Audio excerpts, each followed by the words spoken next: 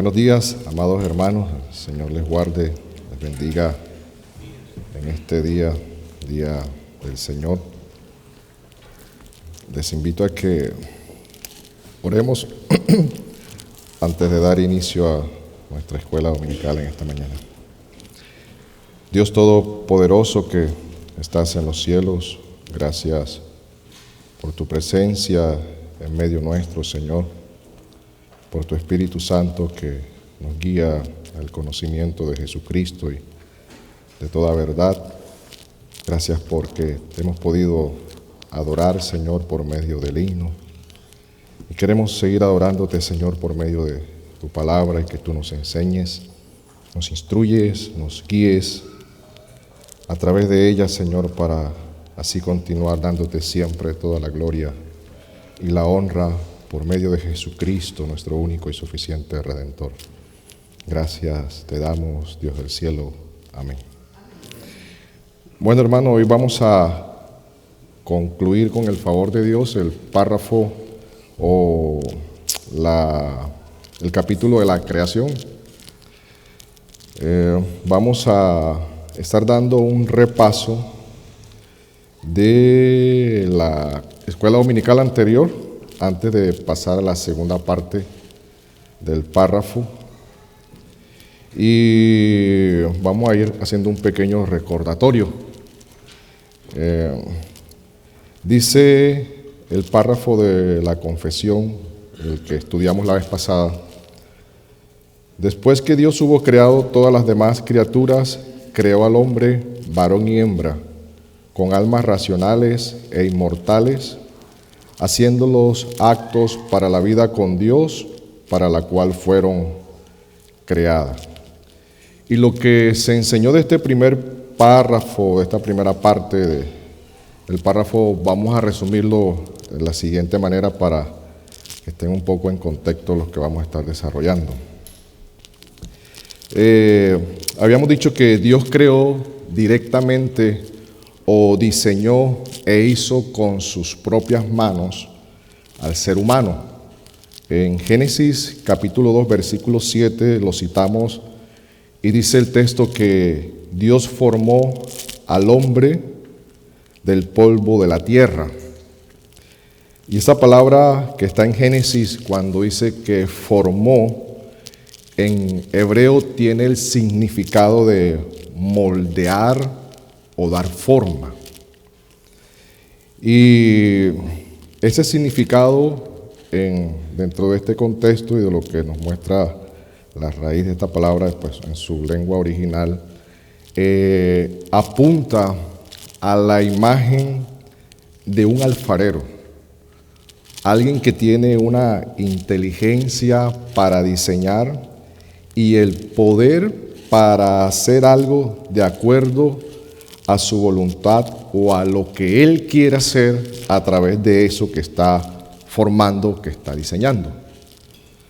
Entonces, hermano, un alfarero común y corriente en este mundo hace cosas de acuerdo a la forma que él considera adecuada y al gusto que él quiere. Y en este sentido, hermano, imaginémonos a Dios como ese alfarero. Y es muy interesante lo que transmite esa palabra forma. Y hermano, ese es el testimonio de las Escrituras. Habíamos dicho que varios autores de la Biblia dicen que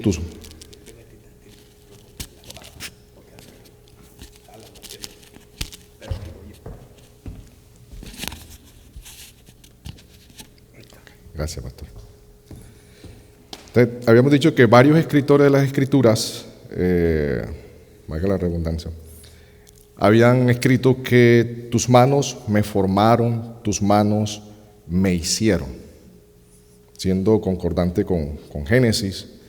Y citamos el texto de Salmo 139, que en la Nueva Traducción Viviente dice: tú creaste las delicadas partes internas de mi cuerpo y me entretejiste en el vientre de mi madre. Gracias por hacerme tan maravillosamente complejo Tu fino trabajo es maravilloso. Lo sé muy bien, tú me observas mientras iba cobrando forma en secreto, mientras se entretejían mis partes en la oscuridad de la matriz. Entonces podemos ver cómo Dios, como es alfarero, dio forma a nuestro cuerpo. Y la misma Biblia pues muestra el significado de esa palabra. También hablamos de que Dios solo creó varón y hembra, hombre y mujer. Y hermano, eso habíamos dicho que así está conformada o confirmado la biológica del ser humano. Aquí pues en este sentido no vale creerse una mujer atrapada en el cuerpo de un hombre o un hombre atrapado en el cuerpo de la mujer. Dios creó varón y hembra, hombre y mujer.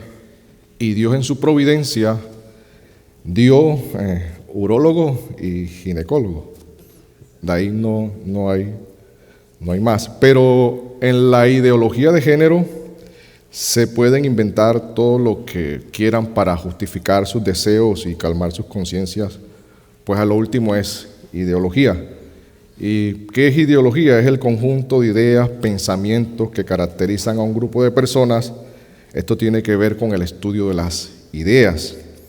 Entonces, dentro de esa ideología o de cualquier ideología, como son puros pensamientos, ahí cabe cualquier locura donde no importa la biología o la verdad natural en la misma creación cuando dicta lo contrario, y a ellos eso no les interesa.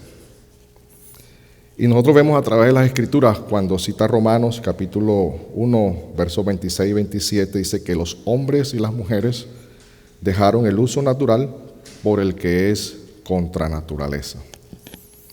Y por eso es que una persona puede pensar dentro de este sistema de pensamiento ideológico que puede ser un perro, un gato, un pájaro, a pesar de ser un hombre o una mujer. O puede pensar que es un hombre siendo mujer o mujer siendo un hombre. Es puro pensamiento o razonamientos entenebrecidos, alejados de la vida de Dios. También dijimos que Dios creó al hombre con un cuerpo, un espíritu o un alma. Y habíamos argumentado que la composición del hombre solamente eran dos partes, la parte material y la parte inmaterial, que el espíritu o alma se intercambian o usan para hablar una misma cosa y no dos cosas distintas. Vimos algunos pasajes bíblicos para respaldar esta doctrina. También dijimos que muchos creen que el hombre es una composición de tres partes independientes como espíritu, alma y cuerpo. Pero esta posición no es coherente con la creación del hombre cuando vemos Génesis capítulo 2, versículo 7. Y Génesis capítulo 2, versículo 7 enseña que Dios creó el cuerpo, y después de haber creado el cuerpo, dice las Escrituras que sopló en él aliento de vida y posteriormente fue un ser viviente.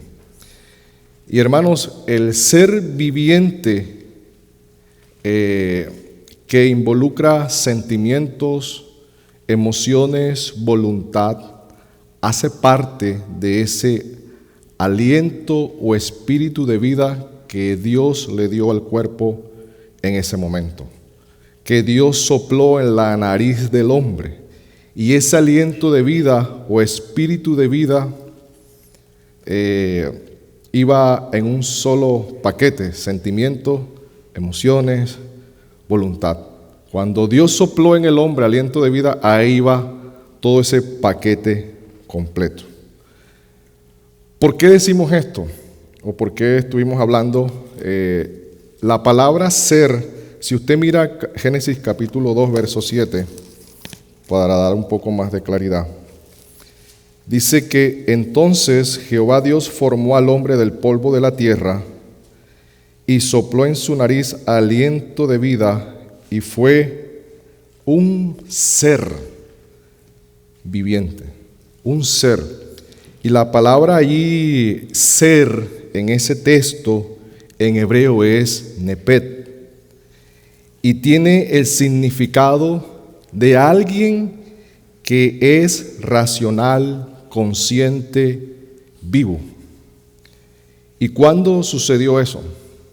Cuando Dios sopló en el hombre aliento de vida o el espíritu de vida, y en ese espíritu estaba tanto vida, que incluye sentimiento, emociones y voluntad. Solo hay dos partes en la creación del hombre vista desde Génesis. Ahora, el sistema teológico arminiano o pentecostal dice que el espíritu representa la vida, que en el alma están los sentimientos, emociones, voluntad, y hacen una separación. Pero a través de las Escrituras hemos visto que no es así. En el hálito o en el aliento o en el espíritu que Dios colocó en el hombre en ese momento para que él fuese un ser viviente, iba, como decimos, todo ese paquete incluido. En ese aliento iba vida, emoción, sentimiento, voluntad. No hay una separación de alma, espíritu como diferentes. Muchos dicen, no, es que cuando Él sopló, allí iba el espíritu, allí iba el alma. Pero por el significado de las Escrituras y por el contexto general de la Biblia, no nos permite hacer esas deducciones. Y hasta aquí, hermanos, fue lo que más o menos a resumidas cuentas estuvimos hablando la clase pasada. No sé si alguno tiene alguna pregunta hasta aquí, algún aporte o algo antes de proceder a la segunda parte.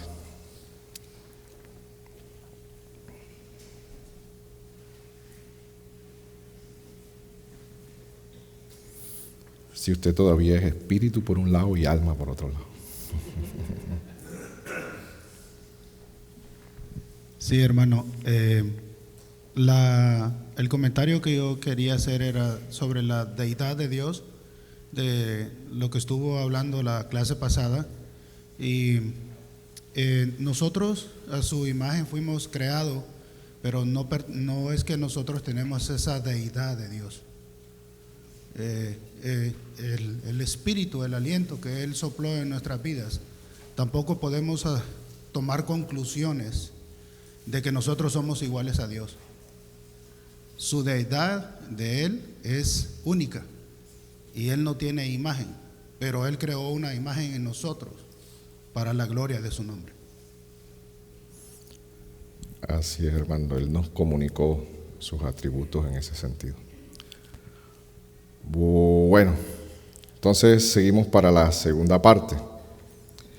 Dice la segunda parte de este párrafo: siendo hechos a imagen de Dios en conocimiento, justicia y santidad de la verdad, teniendo la ley de Dios escrita en sus corazones y el poder para cumplirla, y sin embargo con la posibilidad de transgredirla, por haber sido dejado a la libertad de su propia voluntad, que era mutable. Esta parte de este párrafo segundo de la creación dice que la imagen de Dios en el hombre está representada tanto en conocimiento, justicia y santidad de la verdad. Y dice que Dios creó a ese hombre con su ley escrita en el corazón. Puede ser, algunos dicen, una ley natural, la ley moral de Dios, y Dios le dio un mandamiento. Otros dicen, no, fueron los 10 mandamientos, pero los 10 mandamientos Dios los dio en el monte Sinaí posteriormente.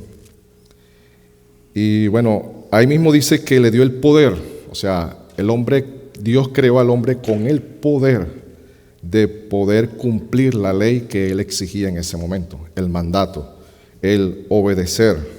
El hombre tenía todo el poder de hacerlo, pero dice también que con la posibilidad de transgredir la ley que Dios le había dado al hombre en ese momento.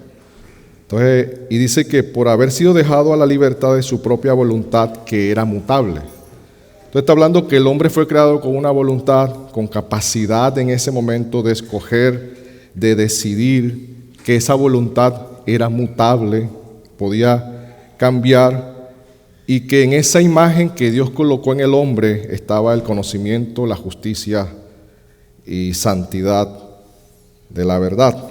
Ahora vamos a desarrollar esos puntos a continuación. Vayamos a Génesis capítulo 1, versículos 26 y 27.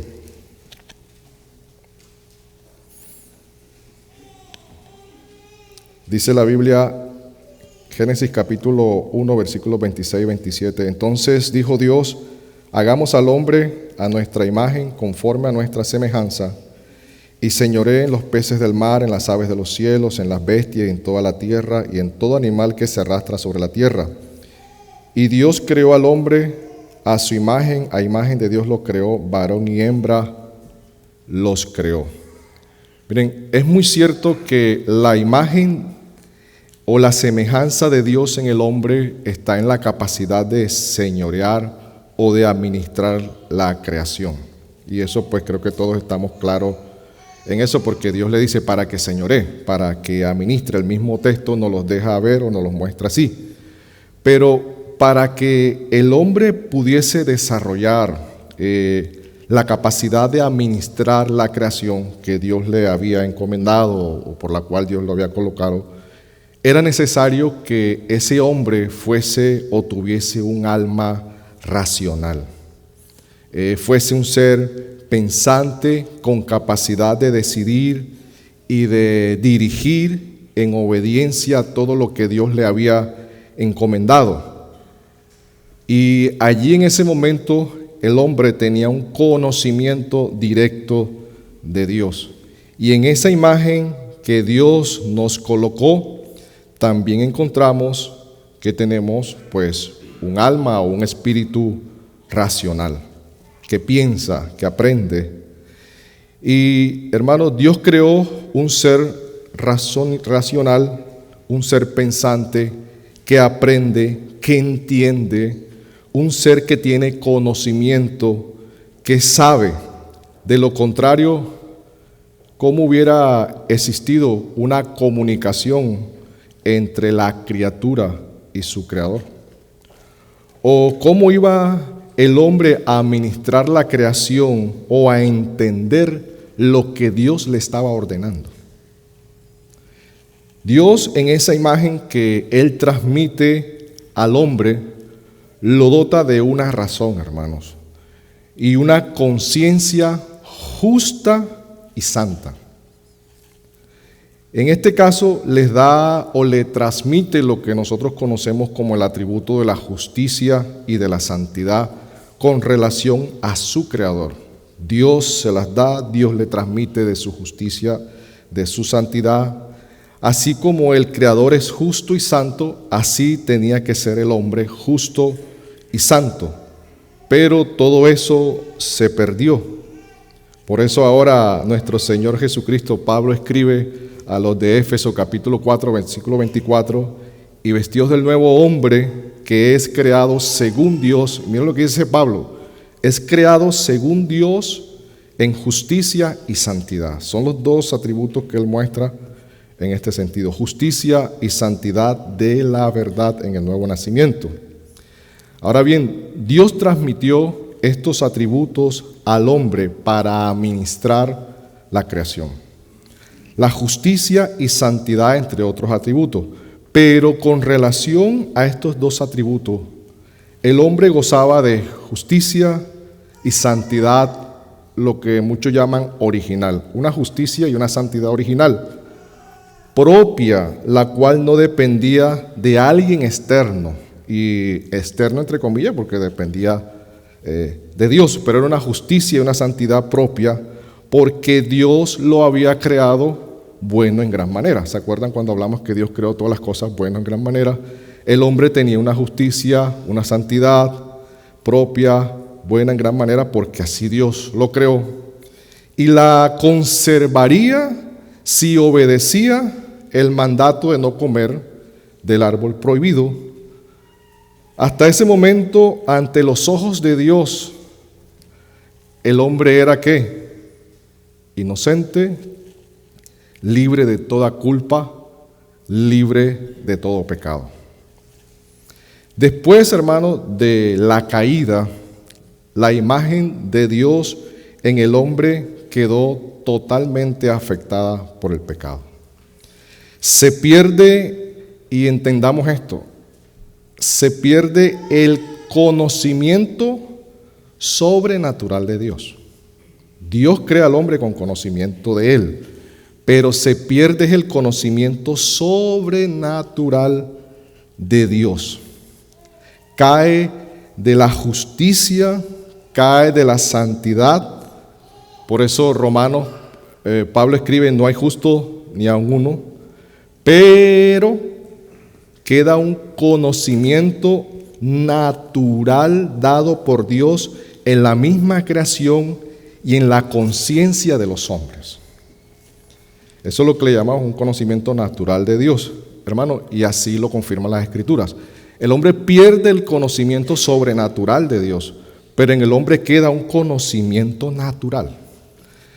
Romanos capítulo 1, versículo 20, así lo confirma, dice, porque las cosas invisibles de Él, o sea, de Dios, su eterno poder y deidad se hacen claramente visibles, o sea, se ven desde la creación del mundo, siendo entendidas, está hablando de un entendimiento por medio de las cosas hechas, de modo que no tienen excusas. La creación de Dios da testimonio de Él, es un conocimiento natural de Dios y el hombre no tiene excusa. Ahora, Romanos 2:14 dice, por cuanto los gentiles que no tienen ley hacen por naturaleza. O sea, los que no tienen ley, estos gentiles hacen por naturaleza, o sea, está en el ser de ellos, es un actuar natural, lo que es de la ley.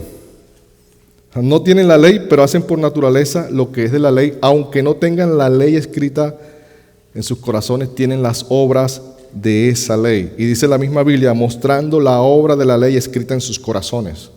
Dios la escribió en el corazón de cada uno.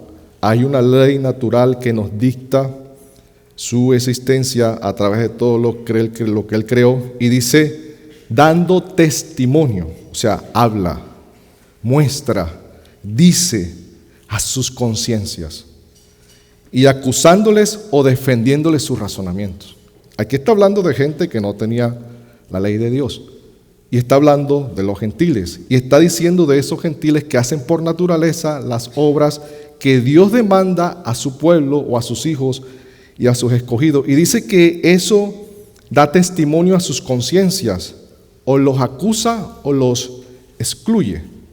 Por eso es que no es necesario ser cristiano para saber que una cosa es mala. Eso es un conocimiento natural, innato en el hombre. ¿Pero por qué? Porque Dios la colocó allí. Y eso es lo que va a acusar y acusará a los hombres el día final.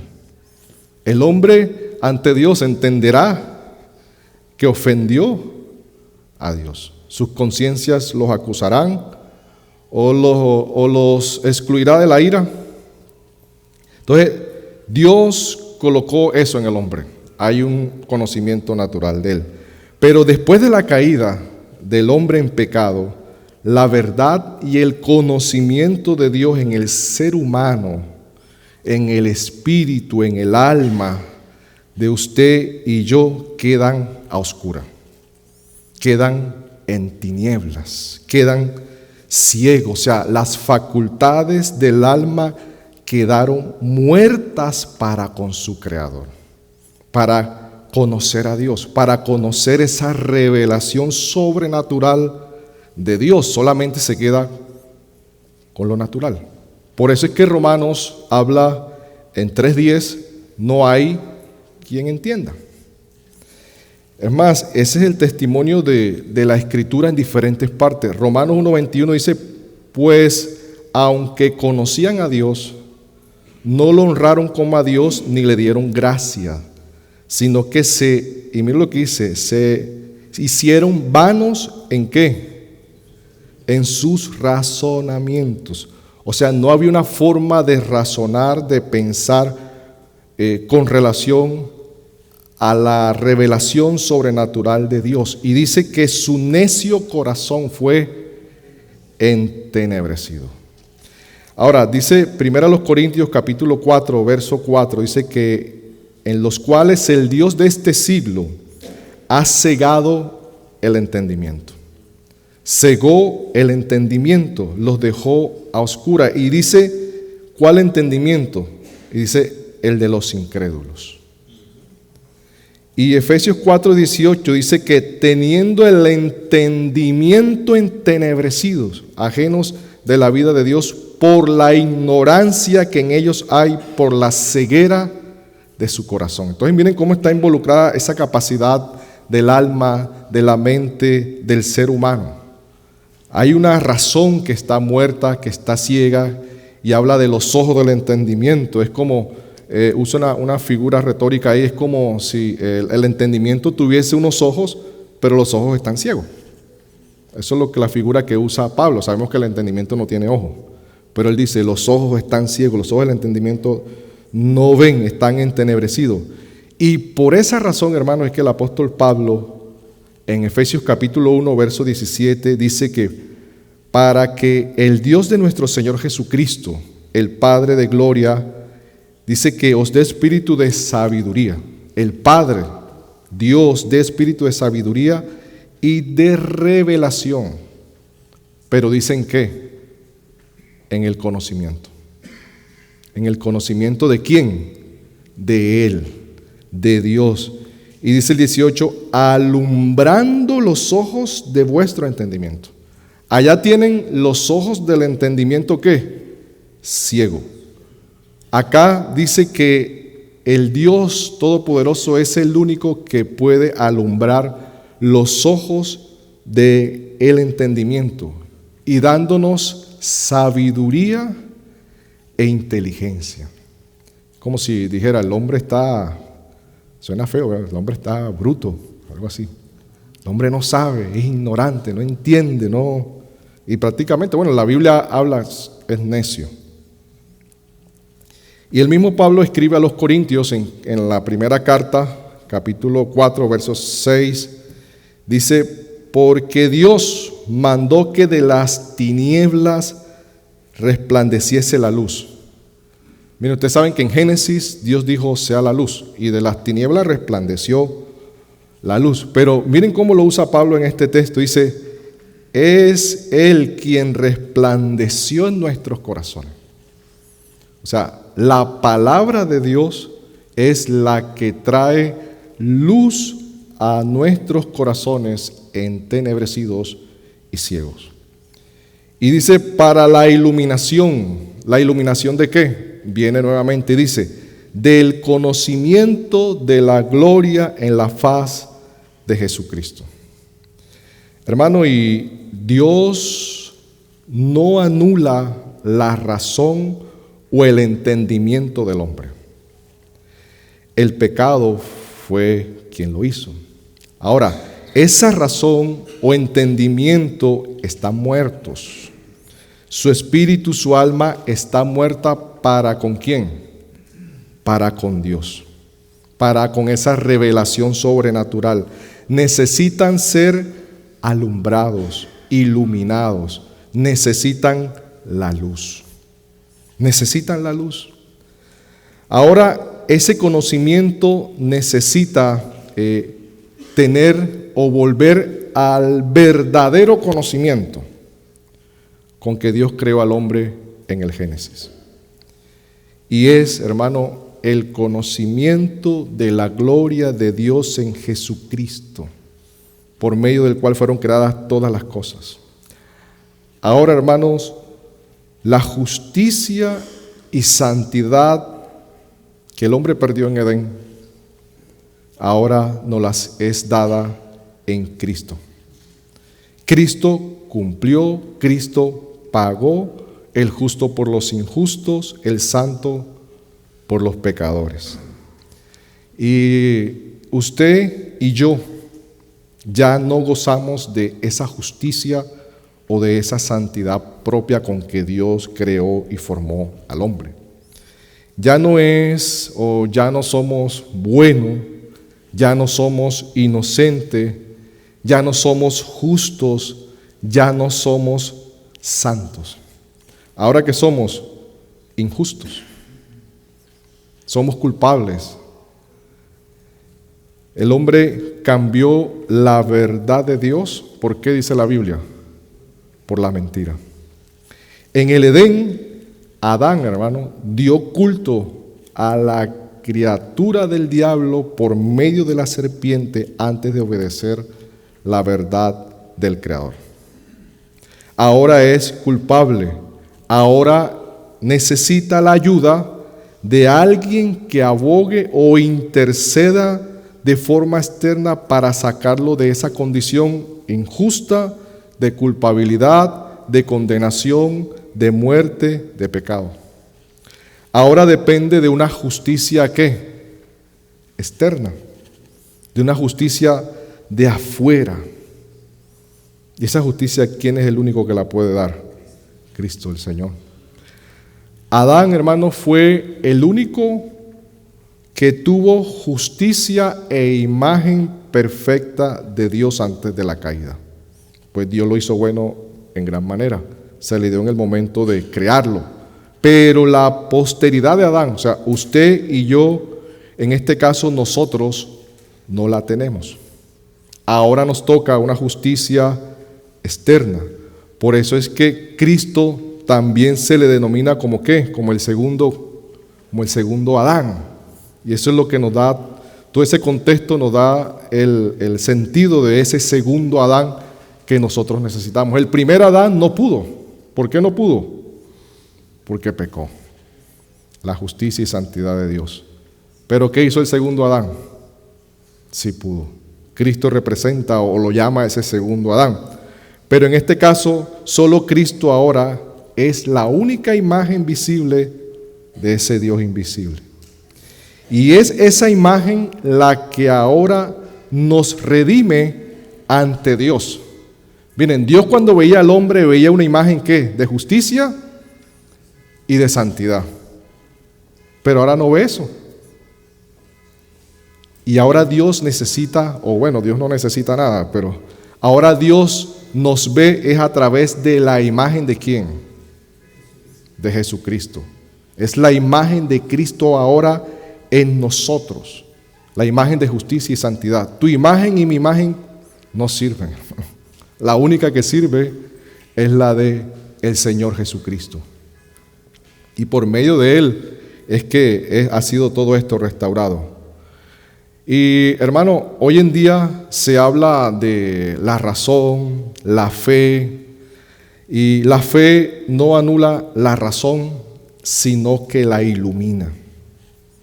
Pero en la condición actual del hombre fuera de Cristo, la razón tiene un conocimiento imperfecto de Dios. Lo hemos visto a través de los textos de Romanos, Corintios, la carta a los de Éfeso. Y es que esa razón ha estado ciega, en tinieblas, en oscuridad. Hay cosas que el hombre en esta razón, en este corazón, en esta alma, en este espíritu, en esta capacidad de pensar, de razonar, jamás, hermano, jamás llegará a conocer a Dios en esa revelación sobrenatural. Pero la fe, como un don de Dios, sí nos lleva a comprender la revelación especial de Dios.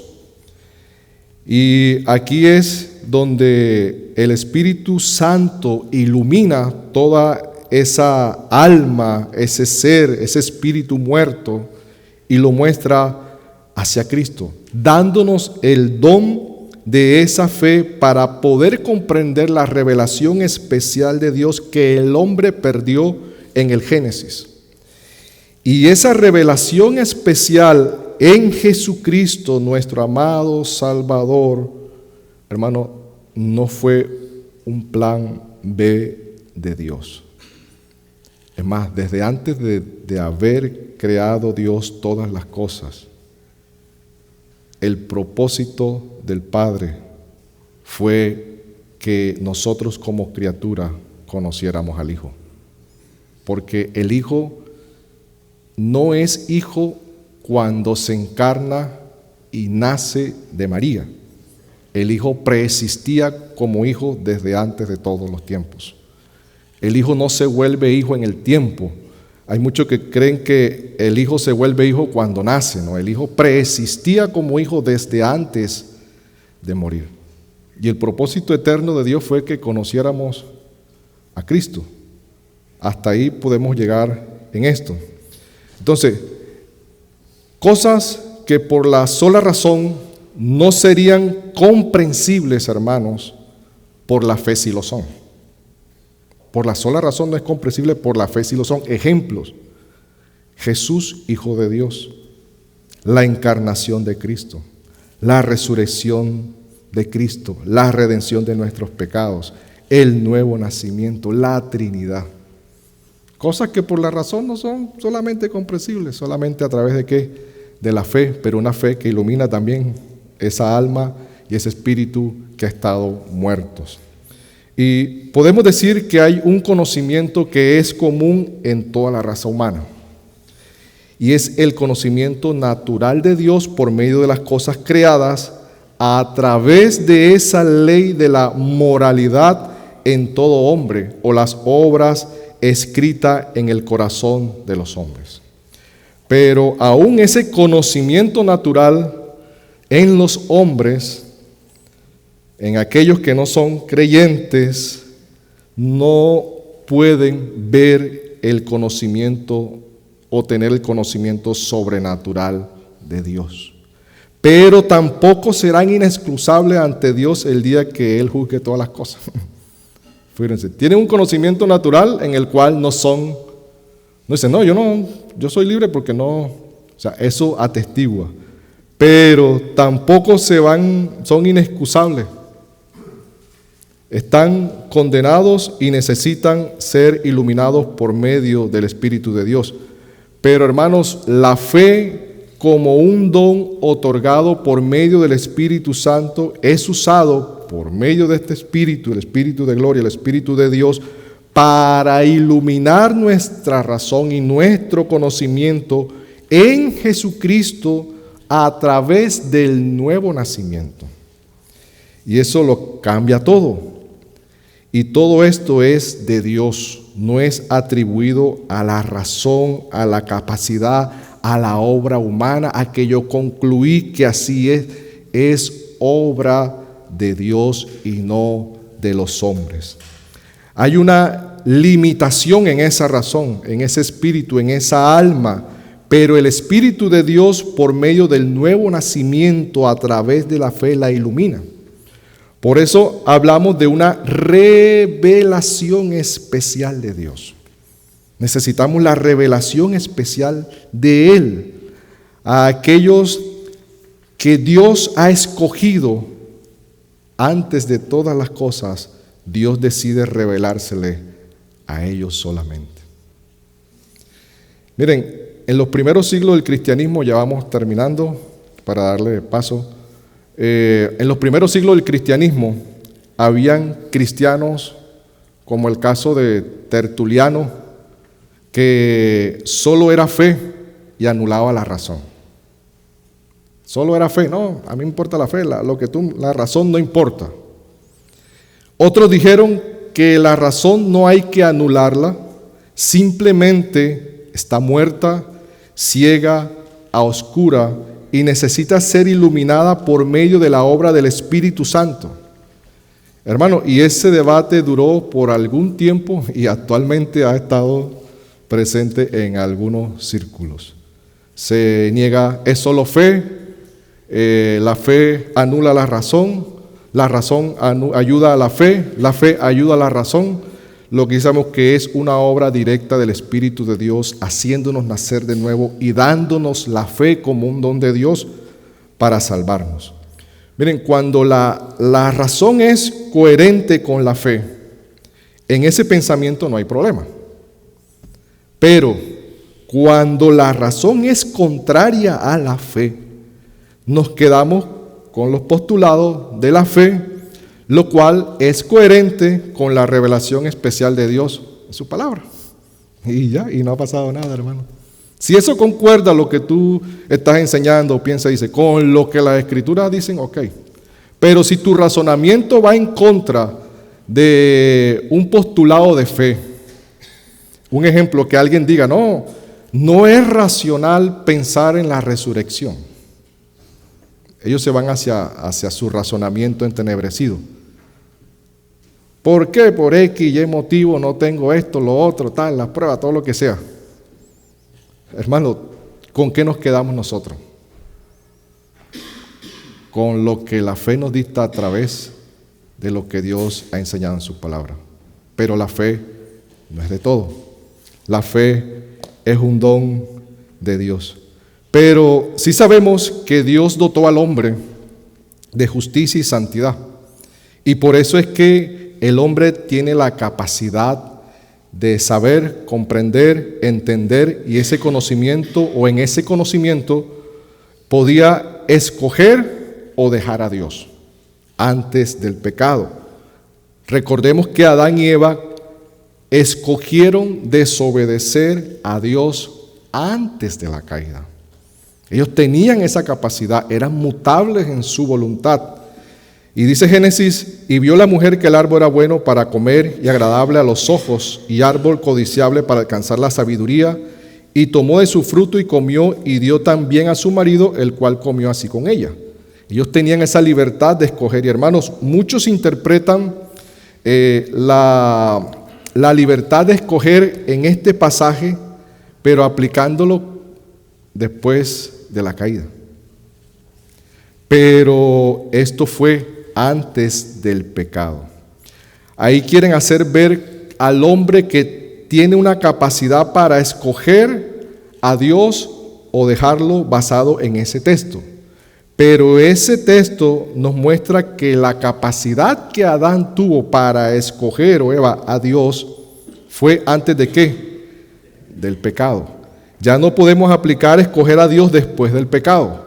Por eso Dios los expulsa del Edén sin retorno y sin posibilidad de ir al árbol de la vida. Ya no era potestativo del hombre acercarse a tomar de ese árbol. Ahora, ¿de quién es la potestad? De Dios. Dios colocó un querubín con una espada que se pasease por todo. Ya no era decisión del hombre tomar de esa vida. Ahora era decisión de Dios a quien se la daba. Y para concluir, hermanos, el párrafo 3 es como un resumen de todo lo que hemos hablado. Nada más lo voy a leer. Además de la ley escrita en sus corazones, recibieron un mandamiento de no comer del árbol del conocimiento del bien y del mal. Y mientras lo guardaron, fueron felices en su comunión con Dios y tuvieron dominio sobre esta tierra. Hermanos, hasta acá lo dejamos, concluimos el capítulo de la creación. Si alguno tiene pregunta o aporte, hágalas en este momento sin pena, sin miedo, porque después se va con la duda, hermanos.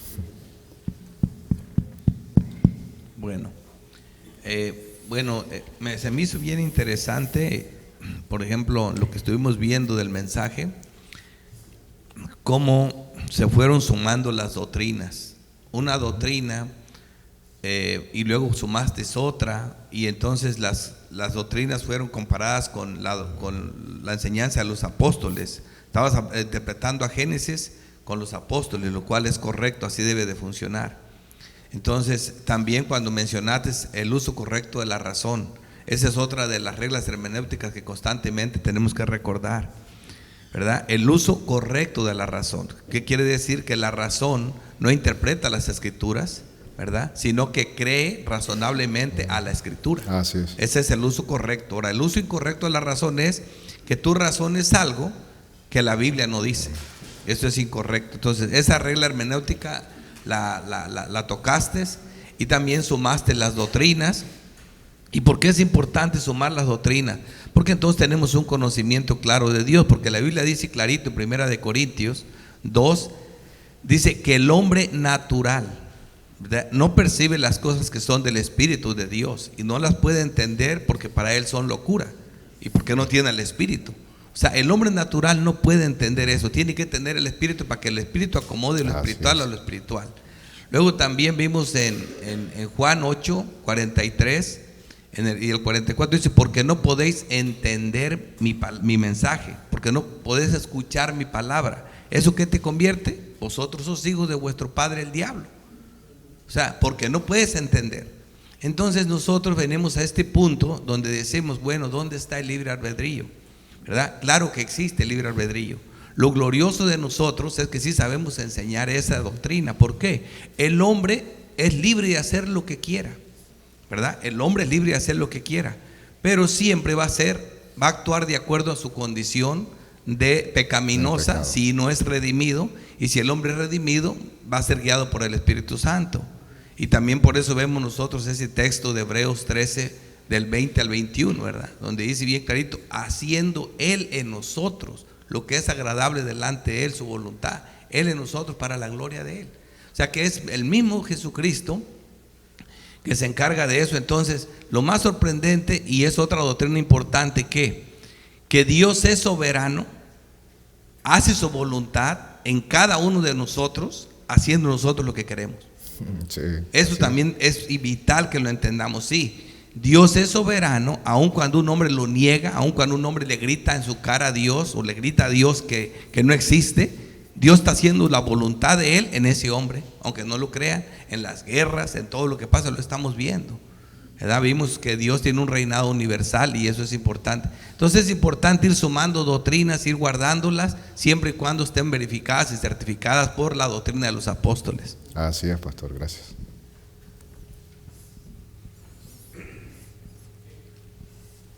¿Quién necesita ser iluminado, hermano? Pienso que es importante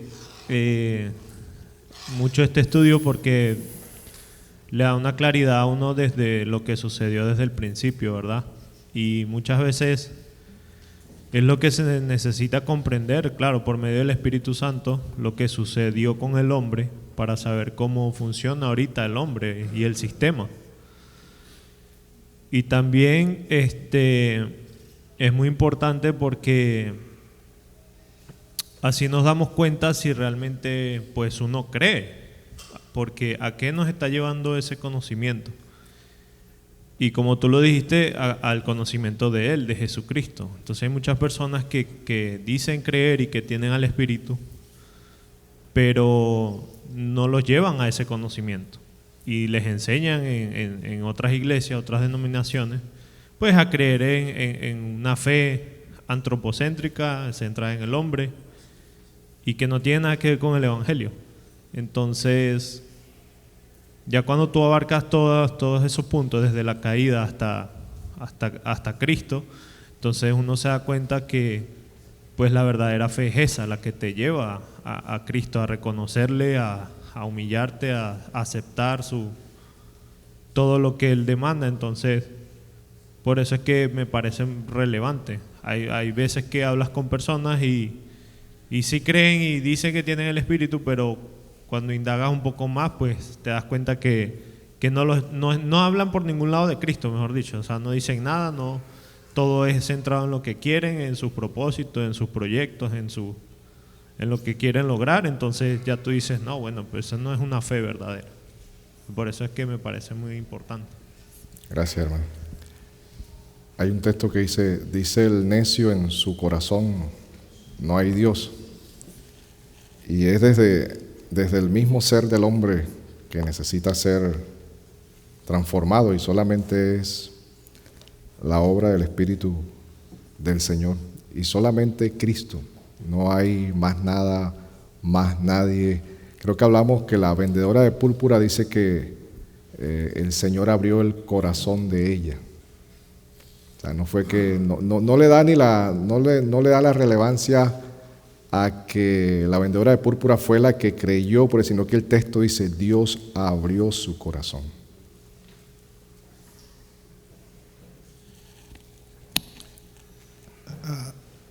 Solamente comentar de lo que estabas hablando acerca de la caída en el estado natural en el que estaba Adán y Eva antes de el famoso posse non peccare, en esa capacidad que ellos tenían de pecar y de no pecar. Y vemos cómo ahí es donde, y qué bueno que de alguna manera trajiste esto, porque se tocó un poco en el discipulado, después de esa caída, como el ser humano ya no tiene esa capacidad de no pecar, sino que su capacidad natural ya es de pecar solamente. Entonces, y gracias a Cristo por esa gracia que después de la regeneración ya podemos pecar y no pecar. Aún estando en este cuerpo seguimos pecando, pero ya regenerados tenemos esa capacidad de no pecar también. Entonces ese famoso posse non peccare, y luego ya después de la caída non posse non peccare, ¿verdad? Esa capacidad de no poder pecar, sino que ya nuestra voluntad ya está inclinada a pecar en todo momento después de la caída. Pero gracias por el estudio. Gracias, Dani.